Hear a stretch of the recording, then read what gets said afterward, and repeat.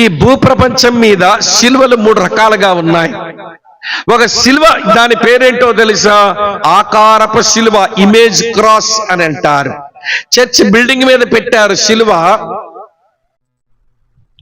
ఇంటిలో గోడల మీద రాసుకున్నారు సిలువ, ఏమండి వేసుకున్న ఆభరణాల మీద పెట్టుకున్నారు సిలువ బొమ్మ.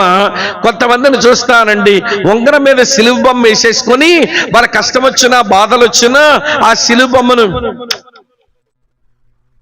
ఇట్లా అద్దుకుంటారు, మంచి రోజులు రావాలనట. అది ఆకారపు, దాంట్లో ఏమీ లేదు. కంసాల వాడు చెక్కాడు, నువ్వు దానికి ముద్దులు పెట్టుకొని కళ్ళకు అద్దుకుంటున్నావు అంతే. ఆ సిలువలో ఏమీ లేదు. ఆ సిలువను మోసుకోమని ప్రభు చెప్పలా. ఆకారపు సిలువను మోసుకోవడం కాదు, దాన్ని తీసి పక్కన పెట్టండి. రెండో సిలువ ఏంటో తెలుసా? ఆచారపు సిలువ. ఆకారపు సిలువ వేరు, ఆచారపు సిలువ వేరు. ఆకారపు సిలువ కంటికి కనబడుతుంది. ఆచారపు సిలువ అంటే మన వాళ్ళే క్రైస్తవులు మట్టలాదివారం తరువాత, అమ్మ వింటున్నారా లేదా మీరు? మట్లాదివారం అంటున్నారు, భస్మ బుధవారం తరువాత ఏమంటే మంచి శుక్రవారం వరకు 40 దినాలు ఏదో పాటిస్తారట. ఏమంటే ఆ రోజులు ఏమంటారమ్మా? మీకు తెలిసినట్టుంది, లెంట్ అంట. మరి ఇదేమంటో? 40 రోజులు సిలువే సిలువ, 40 రోజులు సిలువ ధ్యాన కూటాలు, సిలువ ధ్యాన పాటలు, సిలువ ధ్యాన సమావేశాలు. ఇదేంటి? ఆచారం అంతే. వినండి ప్రియులారా, ఆ సిలువ ఆచారంతో ఏదో సిలువను గురించి నువ్వు ఆలోచించను. ఆ సిలువ మొయ్యమని ప్రభు చెప్పలా. అక్క చెల్లి తమ్ముడన్నా వినండి, ఆకారపు సిలువ ముంటి మీద వేసుకుంటున్నావు, దాంట్లో కాదు నీ ప్రయాణం సాగేది. ఆచారపు సిలువ సంవత్సరంలో ఒకసారి 40 రోజులు ఆచరిస్తున్నావు, ఆ సిలువలో ఏమీ లేదు. మరి ఏ సిలువ అంటే మూడోది ఒకటి ఉంది, దాని పేరు ఆధ్యాత్మిక సిలువ. అది మొయ్యమంటున్నాడు ప్రభు. ఆ సిలువను మీదేసుకుని వెంబడించమంటున్నాడు. స్పిరిచువల్ క్రాస్ అన్నాడు. ఆధ్యాత్మిక సిలువ యేసు ప్రభు వారి బోధలో ఆ సిలువనెత్తుకొని, ఆ కాడినెత్తుకొని నన్ను వెంబడించండి అని ప్రభు చెప్పిన మాటలు చాలా స్పష్టంగా ఉన్నాయి. చదువుతాను వినండి. మత్తయి సువార్త 10వ అధ్యాయం 38వ వచనంలో, తన సిలువనెత్తుకొని నన్ను వెంబడింపనివాడు నాకు పాత్రుడు కాడు అనేశాడు. సిలువ మీదకెత్తుకో, సిలువను మోయి. ఇంతకు ఏమి సిలువ? ఆకారపు సిలువ కాదు, ఆచారపు సిలువ కాదు, ఆధ్యాత్మిక సిలువ. ఆధ్యాత్మిక సిలువ అంటే మళ్ళీ 3 అర్థాలు వస్తాయి, మీకు చెప్తాను వినండి. ఆధ్యాత్మిక సిలువ అంటే అవమానం పొందడం ఒకటి. సిలువను మోయటం అంటే క్రీస్తు నామము నిమిత్తం అవమానం పొందడం. క్రీస్తును అర్థం చేసుకోలేని వారు, క్రీస్తును నమ్మని వారు, క్రీస్తును నమ్మిన, క్రీస్తును అంగీకరించిన, క్రీస్తును వెంబడించిన వారిని అవమానపరుస్తారు. అవమానానికి నువ్వు సిద్ధం కావాలి. ఆయన నామము నిమిత్తం అవమానం పొందడానికి దేవుడు మన పాత్రులుగా చేశాడని సంబరపడాలట. నేను చెప్పలేదండి, మీకు ఒక చదివి వినిపిస్తాను చూడండి. అపోస్తల కార్యాలు 5వ అధ్యాయం 41వ వచనం ఇలా ఉంది. అపోస్తల కార్యాలు 5:41, ఆ నామముని కొరకు, యేసు నామము కొరకు అవమానం పొందుటకు పాత్రులమని ఎంచబడినందున వారు సంతోషించుచు మహాసభ ఎదుట నుంచి వెళ్ళిపోయారట. యేసు నామము నిమిత్తం అవమానం పొందడం, అది సిలువను మోయటం. ఈ రోజున మన బంధువులు లేక మన ఊరి వాళ్ళు యేసును అర్థం చేసుకోలేని వారు యేసును నమ్మిన కారణం చేత ఒకవేళ నిన్ను అవమానపరచవచ్చు. ఇది భాగ్యమని సంతోషిస్తూ అవమానం భరించిన వస్తే సిలువను మోసుకునే అలవాటు వచ్చినట్టు లెక్క. ఒక అనుభవం చెప్తాను వినండి. మలేషియా దేశంలో ఒక ముస్లిం యూనివర్సిటీ, ఆ ముస్లిం యూనివర్సిటీలో ఇద్దరు యేసు ప్రభు నమ్మిన క్రైస్తవులు ఉన్నారు. ఒక ఆయన పేరు డేవిడ్, ఆయన ప్రొఫెసర్, ఒక విద్యార్థి మాత్రమే ఉన్నారు. వాళ్ళ యూనివర్సిటీలోనికి ఏమండి దిదాత్ అనేటువంటి ఒక ముస్లిం బోధకుడు వచ్చాడు. నేను దిదాత్ ప్రసంగాలు చాలా విన్నాను ఏమండి యూట్యూబ్ లో. అతను మాట్లాడితే ఎదురుగా ఎవరో మాట్లాడలేరు. హైందత్వాన్ని దుయ్యబెడితే ఆయన ఎవడూ తిరిగి జవాబులు చెప్పలేరు. క్రైస్తవ్యాన్ని కూడా దుయ్యి పెడతాడు అతగాడు. తిరిగి ఎవరు జవాబులు చెప్పలేరు. అసలు గంపనూరు మనిషి, అతను మాట్లాడితే అతను ఎదురుగా మాట్లాడే సత్తా ఎవడికి ఉండదు.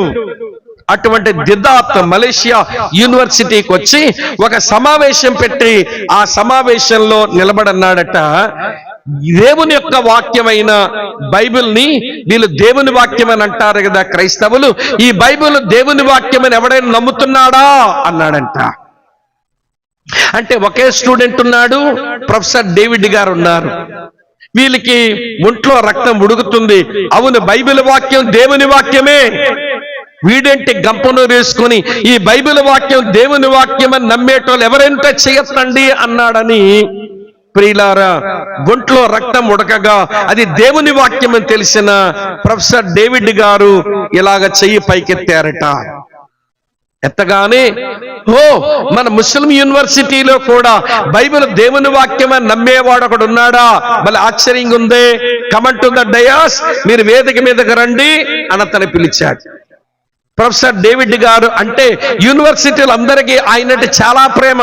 మంచిగా పాఠాలు చెప్తాడు, అందరి కష్టాలు తెలుసుకుంటాడు, వాళ్ళ మేలు కోరే ఒక మంచి ప్రొఫెసర్ డేవిడ్ గారు అంటే యూనివర్సిటీ అందరికీ చాలా ప్రేమే. అటువంటి డేవిడ్ గారు వేదిక మీదకి వచ్చారు.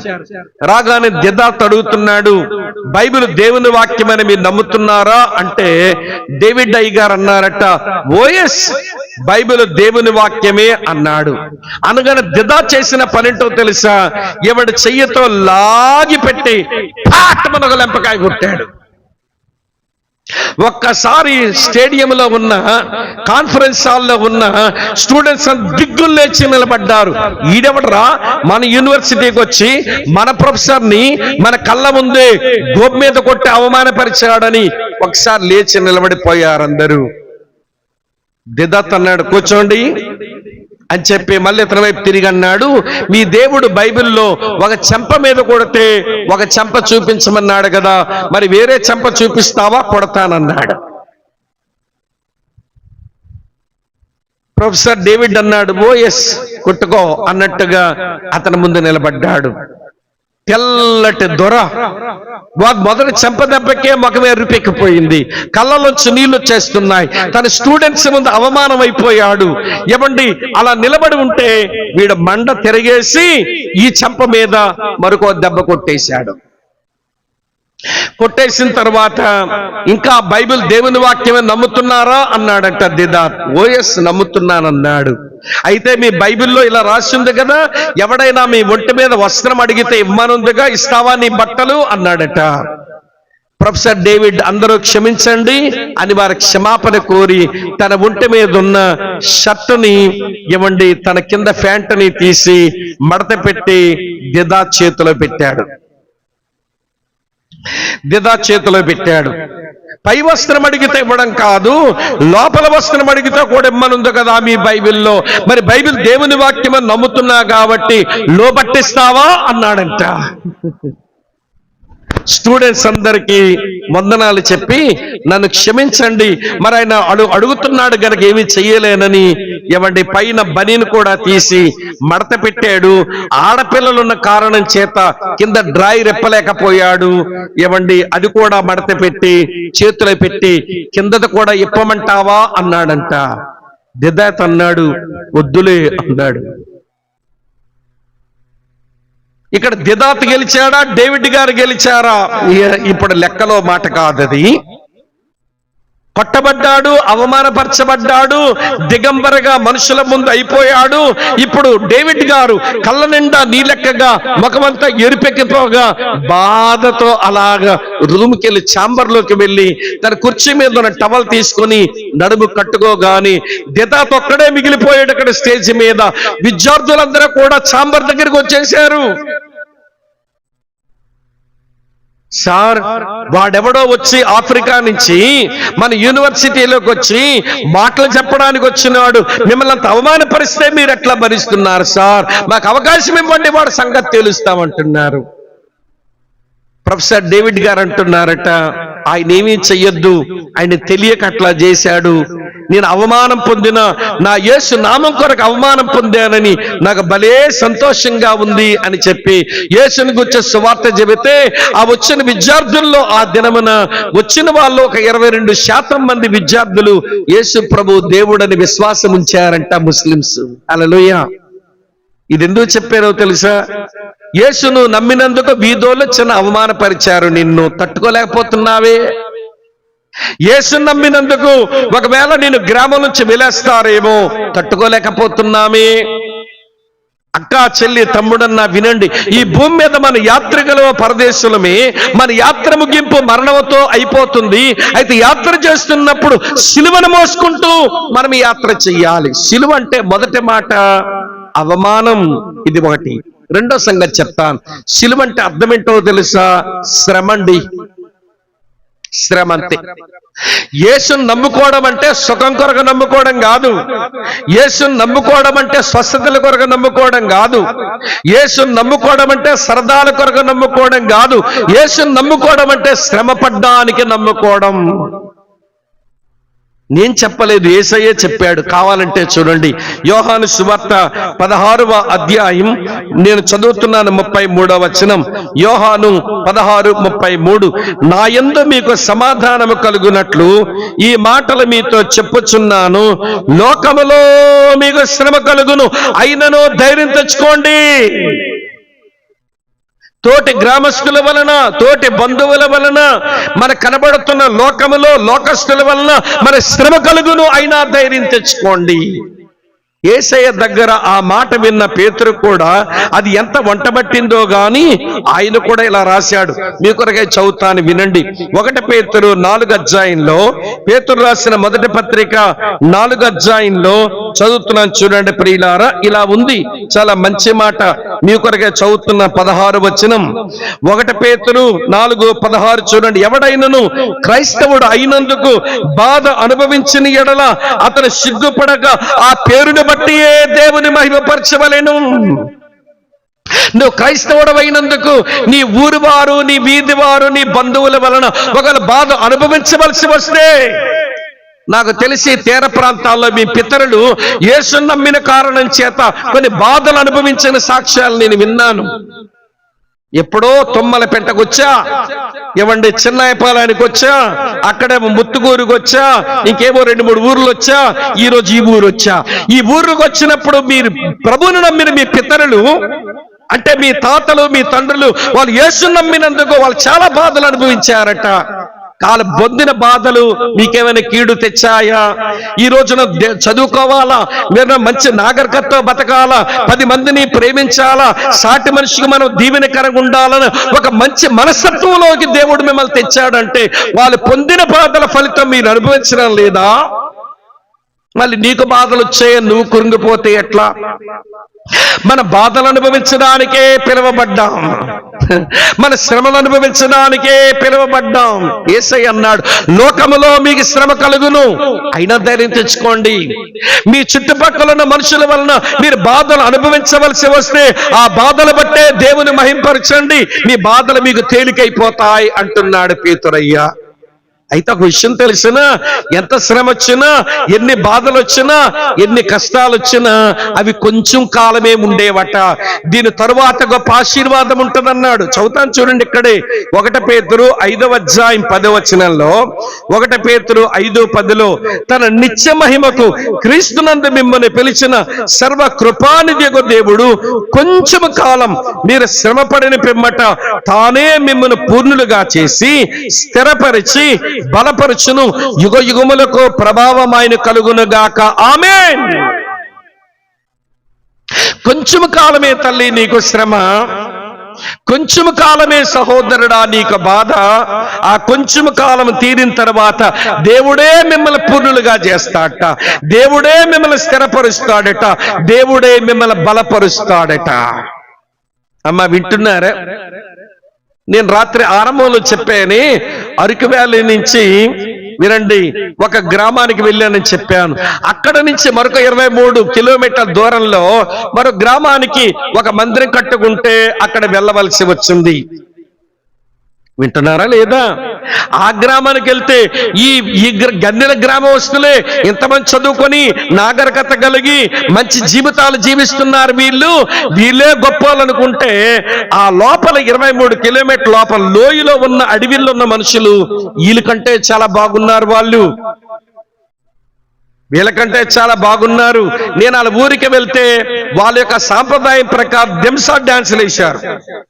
ఆ దింసా డాన్సులు వేస్తుంటే అందులో ఒక ఆయన అంటాడు, అందులో డిస్ట్రిక్ట్ ఆఫీసర్లు ఉన్నారండి ఆడాళ్ళు, వాళ్ళ సాంప్రదాయ ప్రకారం ఆ బట్టలు వేసుకుని దింసా డాన్స్ వేసుకుని స్పీకర్ అన్ని తీసుకెళ్తున్నారు అని అనుకుంటే ఆ లోపలికి వెళ్ళాక అక్కడున్న దేవుని సేవకుడు అంటున్నాడు, అనయ్య యేసును నమ్మిన కారణం చేత మమ్మల్ని బాధ పెట్టి మమ్మల్ని శ్రమ పెట్టి మమ్మల్ని విలేసిన వాళ్ళు ఇల్లు అలాగున్నాయి. యేసే నిజమైన దేవుడని పాపక్షమాపణ పొంది నీతిమంతులుగా తీర్చబడి ప్రభువుని వెంబడిస్తున్నటువంటి మా కుటుంబాలు ఇదే గ్రామములో ఇటువైపున్న ఇవి ఇల్లులు చూడండి, మేమంతా ఒకే ఫ్యామిలీ. యేసు మాకు అక్కర్లేదనుకుని బతికలో అట్లున్నారు, యేసు మాకు కావాలనుకొని జీవితాలు మార్చుకొని పిల్లల్ని చదివించుకొని వాళ్ళ భవిష్యత్తు పెట్టినటువంటి మా కుటుంబాలు ఇట్లున్నాయి. వాళ్ళు ఇంకా వాళ్ళ బతుకులు పురుగుడిసినా వారి బతుకులు ఈడుపాతలే, ఇప్పేసిన గుడ్డలాగా ఉన్నాయి వాళ్ళ జీవితాలు. వీళ్ళు బ్రతుకులు చూస్తుంటే పిల్లలు చదివించుకుంటూ సొసైటీకి పనికొచ్చే వాళ్ళలాగా ప్రయోజనకరమైన బుద్ధులు నేర్పించుకుంటా నాగరికత సంస్కృతి ఉన్న పిల్లల్లాగా పిల్లలు పెంచుకుంటున్నారండి వీళ్ళు. కాబట్టి ప్రియులారా వినండి, ఒకవేళ బాధ అనుభవించవలసి వస్తే భరించండి. ప్రభు నిమిత్తం నువ్వు పొందిన బాధను మర్చిపోవడానికి దేవుడేమి అన్యాసుడు కాదు. కొంచెం కాలమే ఈ బాధలుంటాయి, కొంచెం కాలమే ఈ శ్రమలుంటాయి. ఈ బాధ శ్రమ తీరిపోయిన తర్వాత దేవుడే పూర్ణులుగా చేసి దేవుడే మిమ్మల్ని స్థిరపరిచి దేవుడే మిమ్మల్ని బలపరచును. యుగయుములు ఆయనకే మహిమ కలుగునుగాక, ఆమేన్. అంతే. సిలువంటే శ్రమలమ్మ. మీరు ఏమనుకోకపోతే చెప్తాను, మనకు కావలి వెళ్ళి ఒక చిన్న బంగారం మొక్క తెచ్చుకొని ఈ బంగారం మొక్క తాడు చుట్టి ముడెట్టి మెడలో వేసుకున్న అమ్మెవర్తైనా ఉంటుందా? మాట్లాడరేమమ్మా. బంగారం మొక్క ఎవడేసుకుంటాడండి మెడలో? బంగారం మొక్క కొనుక్కొని ఏమిట ముక్క కన్నవులో తాడు దోపి ఏమండి దా తాడు కట్టేసుకునే మహాతల్లు ఎవరైనా ఉంటారా? ఆ బంగారం ముక్కను వారి కంసాలవానికి ఇస్తే వాడు కాలుస్తాడు, కాల్చిన తర్వాత ఏమండి దానికి ఉలి దెబ్బలేస్తాడు, సుత్తి దెబ్బలేస్తాడు, మంచి ఆకారం తెస్తాడు, చక్కని ఆభరణంగా చేస్తే ఆ ఆభరణం మెడలోనో ముక్కులోనో చేతుల్లోనో పెట్టుకుంటాం. బంగారం ముక్క కాలకపోతే ఆభరణం అవ్వదు. క్రైస్తవుడు కాలకపోతే శ్రమలలో వినండి ప్రియులారా, అతను అర్థవంతమైన ఎవడు క్రైస్తవుడు కాలేడు. అందుకని భక్తుడు అంటాడు, శోధించబడిన మీదట నేను సువర్ణములాగా మారతాను అన్నాడు. అది ఎరిగిన పేతురు అంటాడు, మీలో క్రైస్తవుడైనందుకు ఎవరైనా బాధ అనుభవిస్తే మీరు బాధపడకండి, దాన్ని బట్టే దేవుణ్ణి మహింపరచండి అన్నాడు. పౌలు భక్తుడు కూడా అన్నాడండి ఒక మాట. అపోస్తలుల కార్యాలు 14:22 చదువుతున్నాను. ఇది మన మీద వేసుకోవలసిన సిలువను గూర్చే మాట్లాడుతున్నా. ఇంకా సిలువంటే అవమానం, సిలువంటే శ్రమ. అందుకనే చదువుతున్నాను చూడండి. అపోస్తలుల కార్యాలు 14:22లో పౌలు భక్తులు అన్నాడు, శిష్యుల మనస్సులను దృఢపరిచి విశ్వాసమందు నిలకడగా ఉండవలననియు. తర్వాత చూడండి, తల్లి అనేకమైన శ్రమలను అనుభవించి మనం దేవుని రాజ్యములో ప్రవేశించవలసిందని వారిని హెచ్చరించారట. మనం అనేకమైన శ్రమలను అనుభవించి మన దేవుని రాజ్యములో ప్రవేశించాలి. కనుక దేవుని పిల్లలమైన మనకు శ్రమ, బాధ, అవమానం సర్వసాధారణం. అది వస్తే పెద్ద ఆశ్చర్యపోకండి. శ్రమ పెట్టిన వాళ్ళు దూషించకండి, బాధ పెట్టిన వాళ్ళు బెదిరించకండి. దేవునికి మిమ్మల్ని మీరు అప్పగించుకోండి. అర్థమవుతుందా? మీద సిలువేసుకోవడం రావాలి యాత్ర చెయ్యాలంటే. ఈ భూమి మీద మనం యాత్రికులము, పరదేశులం. మన యాత్ర చెయ్యాలనంటే ఒంటి మీద సిలువేసుకోవాలి.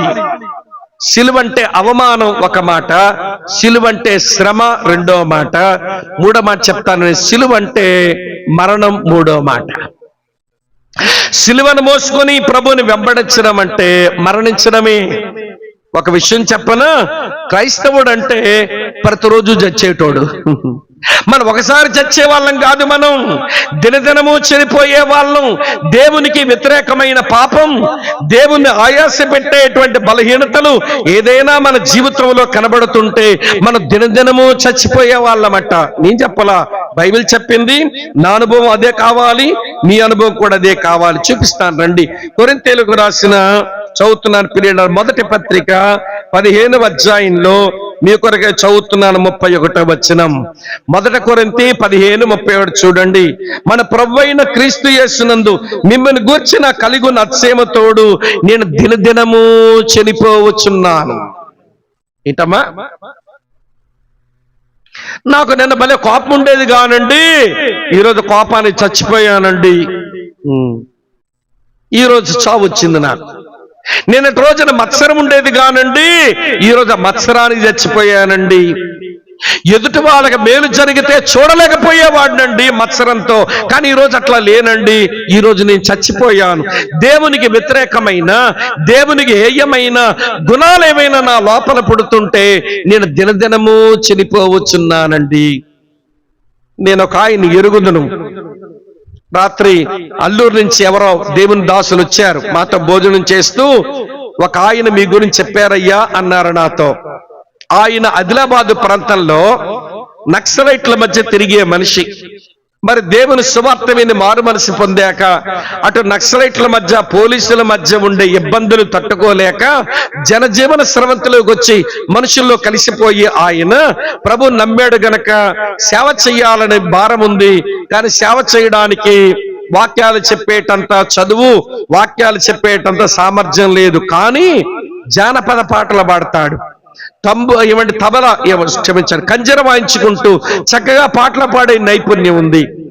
ఆయన హైదరాబాద్ వనస్థలిపురంలో ఒక ఇల్లు కట్టుకుంటున్నట్ట.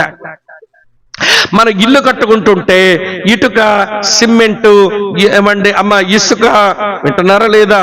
ఇటుక, ఇసుక, సిమెంటు, రాళ్ళు, తర్వాత ఇనప చొవ్వలు ఎదిరింటోళ్ళకు పక్కింటోళ్ళకి ఇబ్బంది కలిగిస్తాయిగా మనం కట్టుకున్నప్పుడు.